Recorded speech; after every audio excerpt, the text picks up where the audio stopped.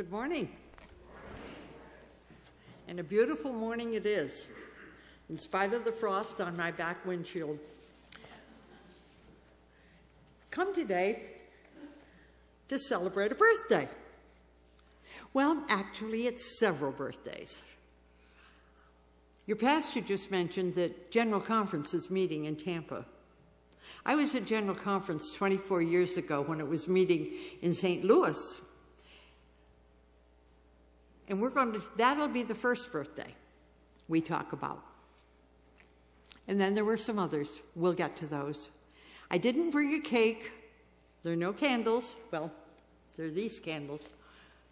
And no ice cream. But we are celebrating.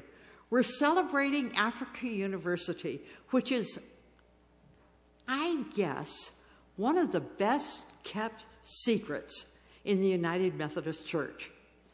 Because not a lot of people know very much about Africa University. We know that it's in Africa because it is Africa University. And now we know that it's in Zimbabwe. We have, through our shared giving, and I thank you all for your support, we support Africa University.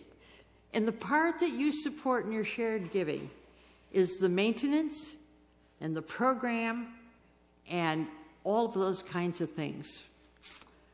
And we're talking today about something, and this is the second anniversary I'm going to mention, and that's the one from a year ago when annual conference met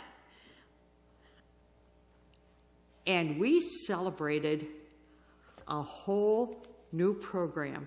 And it was mentioned in our scripture this morning. The bishop has said that this is the cornerstone of mission for our new Upper New York annual conference.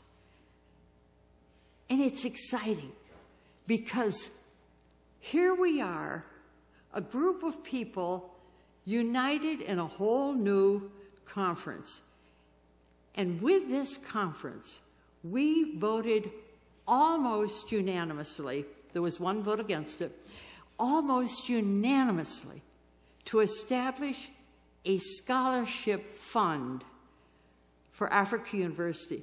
In this fund, it would be endowed such that forever and evermore, we would be able to send 8 students annually to Africa University, 8 African students to AU. That was another anniversary and another birthday to celebrate. But then I want to go backwards a little bit and talk about our 20th anniversary. And this is the one that I'm sharing with you. This is the one that's exciting. There's probably some 20-year-olds here in the congregation. And it took a little bit longer for you to get 20 years old than it did for the establishment of the university after the initial vote. In that 4 years, from 1988 to 1992, when we finally had 40 students registered at AU, in that 4 years, people got together and they said, well, what kind of a university do we want? We're establishing something new here. And what kind of a university are we going to establish? First of all, it's going to be a degree-granting institution. And it's going to be a school with faculties that are oriented toward Africa and toward what Africa wants and needs. I was in Mozambique before the vote was taken. But it was pretty much going to be an Africa University, and we were fairly sure of that. And they were looking at the curriculum. I had been also to Burundi, and another mission group had been there And they had farm missionaries who were farmers, and they imported a John Deere tractor. Now, this John Deere tractor was wonderful, and they were going to have this new way of building a farm and plowing the fields. Well, within 6 months, the tractor had sand in its major working parts. And there were no parts, there was no one to repair it, no one to clean it. So when our missionaries went there, they introduced oxen. And the oxen, with their heavy feet, kind of turned up the soil and helped with the plowing and the tilling. They fertilized the soil. And they were animals that were not as heavy maintenance as a tractor was. But when I was in Mozambique, I flew to Harare with a man who was the person in Mozambique who was the head of the agricultural department. Now this was, if you go back a little ways, this was a time when Mozambique was just getting over their civil war.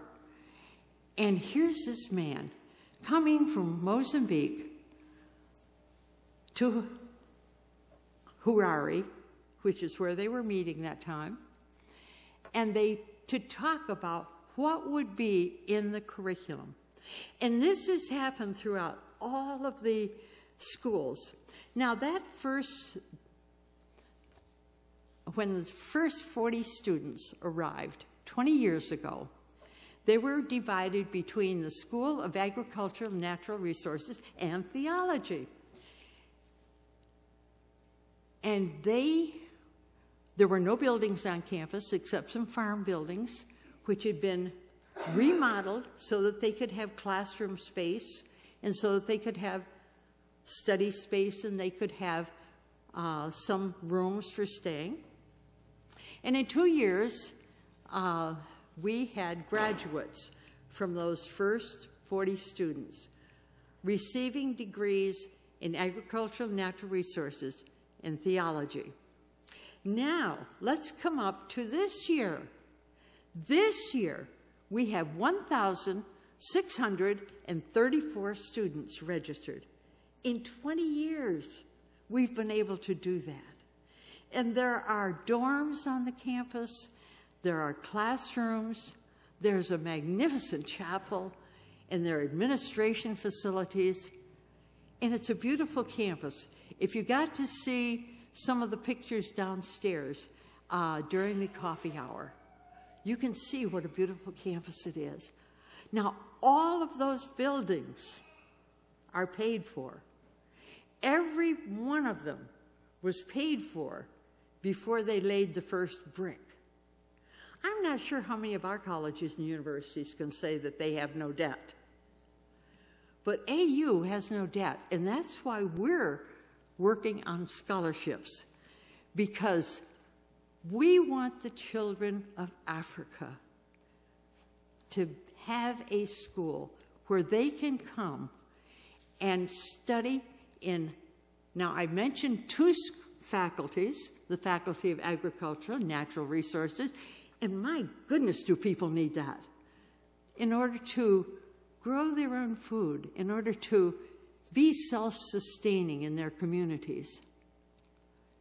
And the Faculty of Theology, reaching out to people who have not known the Christ that we know, the Jesus, the Good Shepherd. Then there are 4 more faculties. Education, of course. The Methodist Church has always been about education. The School of Health Sciences. Jesus was about healing. And the Methodist Church has hospitals around. And now we have a school, or a faculty in Africa of health sciences. Humanities and social sciences. and there is the Faculty of Management and Administration. One of our students, sponsored by a Upper New York annual conference couple, is a student at the School of Health Sciences, but she's also a student in the School of Management, and she hopes to continue her life dedicated to managing health services, all because people are giving so that she can learn to serve in her own country. So, I have to go back to another anniversary. That was 23 years ago, after the conference had been made at General Conference, and my husband was a pastor, and he woke up one night and he said, well, I'm going to walk to conference. And I looked at him and I said, honey, go back to sleep. It's the middle of the night. You can tell me about it in the morning. No, I'm going to walk to conference, and I'm going to walk to raise money for African University. But more importantly, I'm going to stop at every church along the way. And it was 100 miles from Nassau to Poultney. And I'm going to stop at every church along the way, and I'm going to tell the people in those churches and in those communities about African University. I said, well, we'll talk about this some more in the morning. And he did. But by his deciding to walk, there were other people who decided to walk, and then there were those who decided to ride their bikes up over the Green Mountains and the mountains in the Adirondacks. And we raised $10,000 for African University. And that was the first kind of thing. African University was just a dream at that point. Now, I want to just talk about the dream, because that's what it is. If you look at that DVD downstairs, the PowerPoint, you see the shrubs that say, the dream is alive. And the dream is alive. And it's a dream that began over 100 years ago, when the chief of Manicaland said to Cecil Rhodes, who was the governor from England, he said, I'd like to do a trade with you. You want some of my land. I want you to promise that if I give you land, you will build a school for my students, for my children, the children in my tribe. And so they made a deal. And then, not long afterwards, Cecil Rhodes deeded that land, or some of the land, to the Methodist Church. And the Methodist Church built a school for little children and for bigger children there at Old Mutare.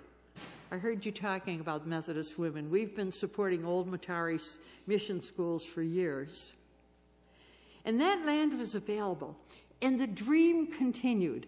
And Bishop Hartzell went up to the top of the mountain, Mount Sharimba, and he said, I see children of all ages coming to school here. And that's the dream that the African bishops picked up on. And they began to dream of a school of higher education, a university. And that's the dream that they passed on to the United Methodist Church that they voted to build in 1988. And the exciting thing is that the dream goes on, and you have students. I told you there were 1,634 students this year from 23 of the countries in Africa. We have had as many as 29 countries represented. There are issues sometimes, issues of visas, issues of money, that limits where the children can come from. But that and the young people. And this is continuing And it is one of the criteria for finding a place to build this university, and you're going to chuckle with me, I think. It had to have lots of property, and it had to be able to be developed and that kind of thing. Now, this is in Zimbabwe, and one of the criteria that it would be built in a country that promised great stability. Yeah, Zimbabwe, great stability. But we had wonderful people working on this, and our people from the General Board of Higher Education and Ministry worked with Mugabe, and in such a way that the university came with ideas from Zimbabwe, ideas from the government in Zimbabwe, ideas from our own Board of Higher Education and Ministry, but they just went out and they had people working on curriculum and working on the design of the university.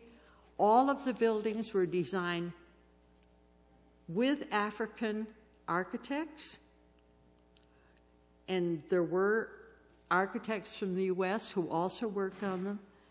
We had engineers from here, but they worked with engineers from AU, so that it was all working together to build this incredible school. And now we have an opportunity as a conference to have more students there. If we could endow this, no, back up. I used a word I didn't intend to use.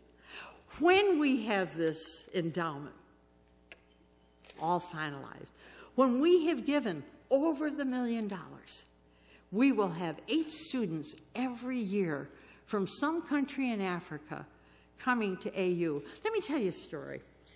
I was in Burundi, and that was before Burundi and Rwanda had their problems there. And that was before African University was established. In that first class at AU, and this is after the problems between the two countries, in that first class was a student from Burundi and a student from Rwanda. Now, that could have been a little touchy, and it probably was.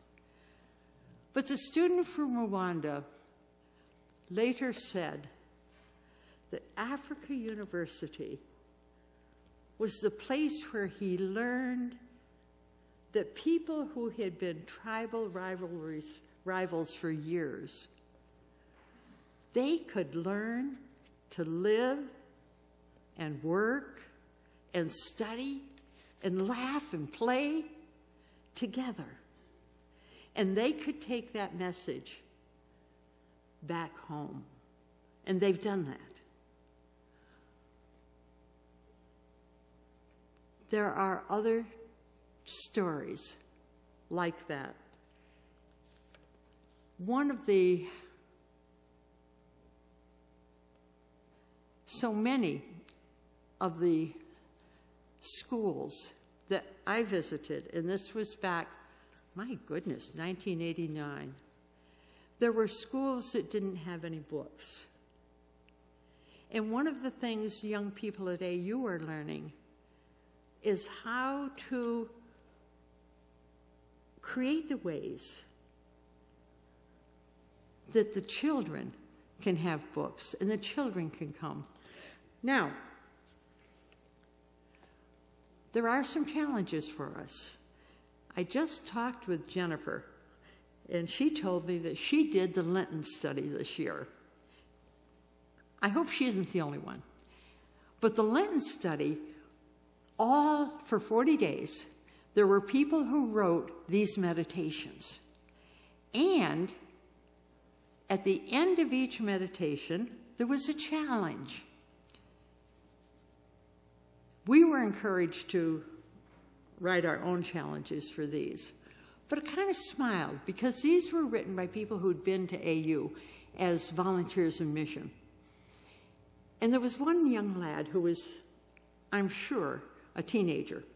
He had been impressed with the hospitality of people who really didn't have a lot. And he was just so impressed by it. And he came home, and you know what his challenge was after he wrote his meditation? I love it. He said he kind of liked his snacks, and he didn't always enjoy sharing them with his siblings. But anyway, he decided he could. But his challenge was to open a bag of potato chips, count the potato chips, and gave a certain amount of money to Africa University for each potato chip, and then he ate it. But anyway, but there were others. And if you haven't used that Lenten study, it can be used as a 40-day study anytime. I guarantee you'll learn a lot about Africa University. You'll learn a lot about what it means to be a part of this. I had downstairs, and I have here, a couple of other things that we're doing. Because as a task force for Africa University, we felt the most important thing we could do was emphasize learning about AU. And so we have a Vacation Bible School for next year. But I just want to say that your church, your United Methodist Church, is reaching out in a way that is absolutely incredible. And you're a part of it. You're a very important part of it. And we appreciate everything you do. And in the book that Angela Current-Felder has written about AU, and she's been part of the development from the beginning. And in the book, she said, I really, truly believe that this is a project that God has given our church to improve the lives of everyone in Africa. This is the kind of thing that Jesus would have us do. And it is. And I thank all of you for all that you do and all you're going to do. May God bless you all.